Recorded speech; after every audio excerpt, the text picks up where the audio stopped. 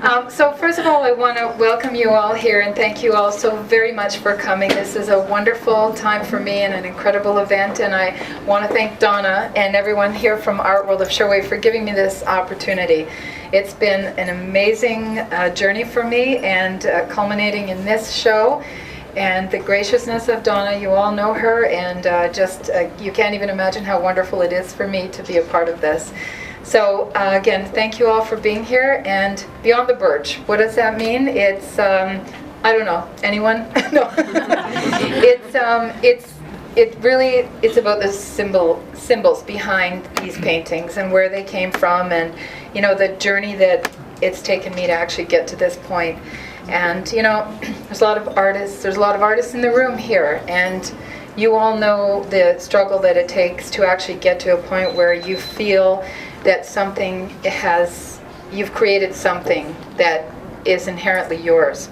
And art is an amazing, it has a multifaceted origins and outcomes. And you know, I mean, there's realistic artists, there's wildlife artists, there's impressionists.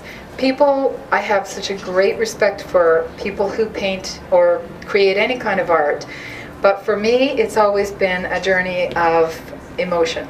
And these paintings, to me, they symbolize growing up in Etobicoke, actually, and we always had birch trees. I loved them. And then years later, and I grew up with a mother who painted, and she was never a trained artist. She just painted what she felt. She painted in oils all the time. And I would watch her paint, and I was mesmerized by her and the euphoria she felt when she went into this place that she went into when she painted. I would just sit and watch her, and I thought, I want to feel that way someday. So when I started painting in high school, I painted like my mom. I just saw the way she painted, so I painted like her. And then I stopped painting and went to university, and then started in the working world and became a salesperson, and really steered away from art. What did you sell, Doris? Ferraris. I had a pretty good job. Seriously. Yeah, I worked for Ferrari of Ontario, and I was the race coordinator and event coordinator and sales. And I'm telling you that not to brag, although, come on. But in fact, I left that job after 10 years to become a full-time artist. And everyone thought I was nuts. And I got a lot of phone calls from people saying, you're going to leave this job to become an artist? But the thing is, you know, we are often defined by what we do, but we shouldn't be. We should be defined by who we are and in our heart. And I was kind of tired of being defined by that big F behind my name, standing for Ferrari. And so I thought, you know, I love painting. I had taken it up again. My daughter was 1 year old when I decided to start painting. She's 22 now. And my mom had long since passed away. She died very young. And she's the inspiration behind the birch trees, by the way, and the red in the paintings. It's my mother, and survival and strength and courage. And in the dormant stages of winter, there's still life to be found. And in winter, the birch trees are their most beautiful, because that's the interplay of branches that I love to see. We used to ride horses through areas that had clearings of birch trees, and I'd look up and see the interplay of the branches. It was like they were dancing, you know, with the wind moving them around. And every once in a while you'd see a little sapling with leaves or berries, something that was just hanging on, even in the middle of winter, against all odds. Why is that there? It's the resilience of the human spirit as well, and humanity, to actually have this instinct of survival. So I found that was a very emotional part of these paintings, and reminded me of my mom and the journey she took, and so I wanted to incorporate that into each one of these paintings. So it took me a long time before I actually painted them, but because they were in my head for years and years and years. But I wanted to be able to recreate this image and that was in my head, but I didn't know how to do it until I discovered the use of charcoal, and that gave me the medium that I really needed. I couldn't create this with oil or acrylics. I just needed to have a mixed medium, and I needed to be able to create that elusive background that you see when you're going through a pathway in the winter, and yet not overpainted. So beyond that, I started painting with watercolor way back when, and was painting florals and loved them. Was selling a lot of work in the U.S. But these paintings were always in my head, and so I started dabbling with them, and I painted them on paper.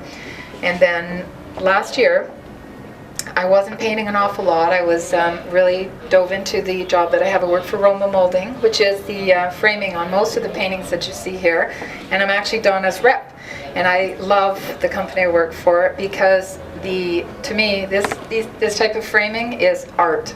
And to stay in this industry and be an artist and be involved in the most beautiful framing in the world, to me, it's a godsend. You know, I have the best of both worlds. So I still have that wonderful ability to meet people and to be a salesperson, which is what I love and where I come from, and to actually sell the most beautiful molding, all made in Italy, and to have that represent the pieces that I paint, which it's a dream come true for me. But I dove into work and I loved it, and I wasn't painting as much as I used to until a very dear friend of mine who is here tonight, Audrey Trainey. She's here somewhere. She's an incredible artist as well. There she is, right here. You guys look up her work, trust me. She I'm her rep as well. And last year she called me and said, "Look, I really like your paintings. Can I introduce you to an agent in France?" And I went, no, really, I don't think so. No, I said, "Are you kidding? This would be amazing." And so Audrey said, this is an agent that represents me, and I think she'd like your work. She introduced me to this woman in France, and she's an incredible lady, and she liked my work and said, "Okay, let's run with this, and I'd like to offer you a few shows in Europe." And so we did a couple of shows in Europe last year, including Brussels at the Bryn Art Gallery, which was amazing. And about this time last year, she said, "I'd like to submit your work to the Louvre for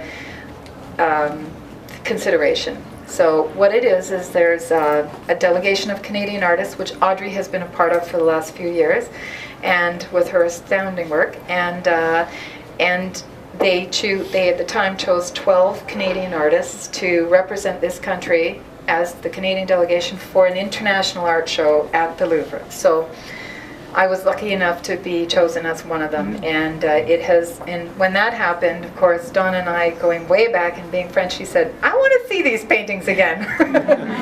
And so she said, "Look, I love them. There's something really special about them." So we started showing the pieces here in May. Last year. Yeah, last year, and it's been incredible. The things that she tells me about how people feel connected to this work, and there's nothing more important to an artist, not even important, there's nothing more emotional to an artist than having someone say, a stranger say, "I feel something when I see this work." You put your emotion into the painting and it becomes a piece of you. Like Vincent van Gogh was my favorite artist, and I used to teach art to adult students who just wanted to dabble and paint, and quite often I would say to them, let go of preconceived notions. Don't paint how things look to you. If you want to take a class with me anyway, don't paint how things look to you. Paint how they feel. And Vincent van Gogh saw the world the way we all see the world, but he painted the world the way he felt the world. And to me, when I look at his pieces, when I was at the Musée d'Orsay in Paris, and I walked up to the Van Goghs, and Audrey right away pulled out a Kleenex because she knew she's going to cry.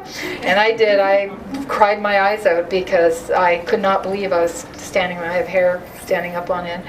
And to me, that man took his paintbrush and dipped it in his heart. And he painted his canvas with his emotion and what he felt. And you see that, you feel that in everything he painted. So to see a bit of the artist in the painting, to me, is the most special kind of art. All art is beautiful, but that's the art I'm attracted to.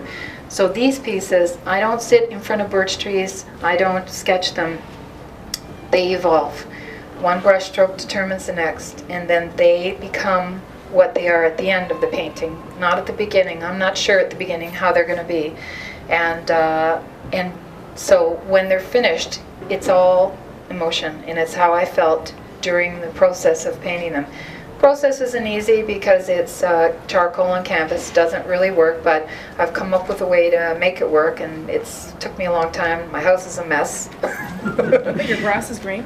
My grass is so green. She does it outside. Yeah, I do it outside, and it's so funny. I live in a townhouse. It's hilarious. I look out over my balcony, and the entire, everybody's backyards are all like green, and mine is like a jungle because the charcoal acts as a fertilizer, and I'm growing a lot more hair than I used to.